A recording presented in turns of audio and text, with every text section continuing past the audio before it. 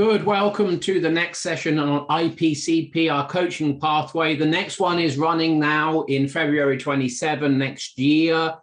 These videos to support you in understanding why you should be joining that.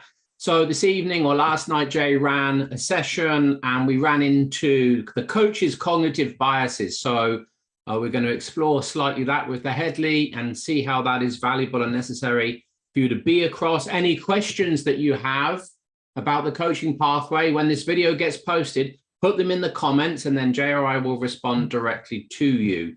So Jay, cognitive biases from the coach perspective, what are you discovering?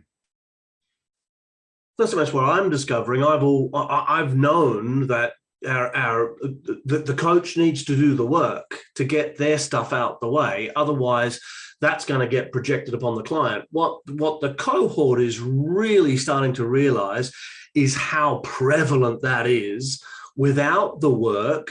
It's a bit like trying to understand a book by reading the first chapter. You can't understand the whole book.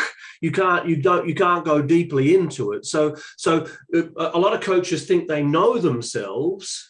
And some of these coaches have been through practitioner, master practitioner, and they've done the old meta coaching with us, coming into this program now, starting to realize, holy crap, my biases are quite large, and I can now actually see how they're getting in the way of me being an effective coach, an effective developmental coach. Okay. And so last night we explored thinking, your thinking preferences, and we explored your work preferences. And so thinking preferences are, I think we're looking at, do you think in terms of, well, your work preferences are, do you prefer working by yourself or in a team with others? And the important part about that is shared responsibility. Do you like to hold responsibility yourself? Even though you like working with people, then you're likely a group worker than a team worker. If you like working with people and sharing responsibility, then you're definitely a team worker. And if you like to hold responsibility to yourself and you prefer to get things done on your own, then you're definitely individual. And so, you know, we had lots of people who were team oriented, and lots of people who are extremely independent, individual oriented. Well, that's not really going to work for coaching. And as we explored that, people's faces and chins begin to drop, because it's like, oh, that's really getting in my way. I like to have responsibility. I don't like it to be shared between the client and myself. Well, that's going to facilitate over responsibility 101. And so the coach is going to start being responsible for the client. They're going to start thinking about what the client wants, how they want it. Am I delivering it? All that stuff's going to be going through their head time and time again. In the thinking, let's interrupt the monologue. So, what's a cognitive bias, and what's showing up? Enjoy a smile. And how is that different to it just being a cognitive intention? What's the variable? So it becomes a bias when it becomes a driver. And so it becomes a driver when there's a high score in one or both of the cognitive intentions, or if there are 3 cognitive intentions in a category, then across all 3. Then the category becomes a bias. Then it's a cognitive category bias, which is off the scale. Then it's part of your identity. It's part of your personality structure at that point. So hold on. Say more about off the scale. It's off the scale in terms of. So an example in perspectives. One person in the group had 90% first person, 95% second person, 100% third person. Right. That means that perspectives are now part of their identity. I said, tell me about how perspectives are part of your identity. She said, all I talk about is perspectives. I live, I dream, I think about perspectives. I'm constantly correcting people's language. It's like it's part of her identity. That's why it's so strong across the category.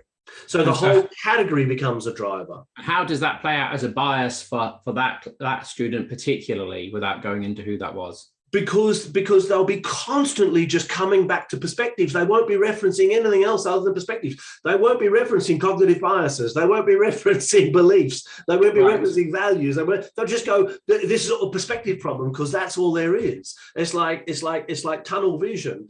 And so suddenly, well, that's your perspective, in his or her relationships, primary relationships. Well, that's your perspective, sweetheart. It's not my perspective. Can you hear how subjective that is? They're getting into arguments over whose perspective it is, because it's part of the identity structure now. Yeah. And so the bias is what, though? The bias is a category bias. Right. Yeah. Whereas if a person had a bias for second person perspective, and their score in second person perspective was 60%, and their score in first and third person perspective, let's say, was 25-30%, then second person perspective becomes a driver. Therefore referencing what you think other people are thinking and referencing what you think other people are feeling becomes a driver bias for you. Sure. Good. Okay. And and how is the course helping with that for the student? As we go deeply into each of the biases, the students are seeing not only how the bias runs for them, but we're having individual and collective coaching conversations where everybody's invited into the process. So I'll coach somebody to their bias by asking, what's the positive intention of the bias? How does it serve you? How does it not serve you? Really simple questions. As you sit back, do you have permission to be able to expand your thinking to include the other perspectives, to include the other views within that category? Stuff like that. But then we'll slow it down. And we'll go, what question would you ask here across the cohort? If you were this person, what's coming up for you? Who else has this bias? Right, what's coming up for you as I'm asking Bob these questions? What's coming up for you? What's coming up for you? What's coming up for you? What's coming up for you? And they're sharing, and that person who I'm coaching then's going, that's exactly what's happening for me. Oh my God, what that person said. And so we're collectively learning off, like in a group and team coaching experience, about these biases and how they play out, not only for the person who's being coached or the people who are involved, but also my partner does that. Oh my God, my partner says I do that. So awareness of these biases, unless you're aware of them, you're going to be projecting them onto your client unconsciously, which means you're outside of your awareness, and it seems as though you're being unbiased. But your thinking patterns are directing the very fabric of your thinking, and therefore the fabric of the experience of the coachee who may not share those biases.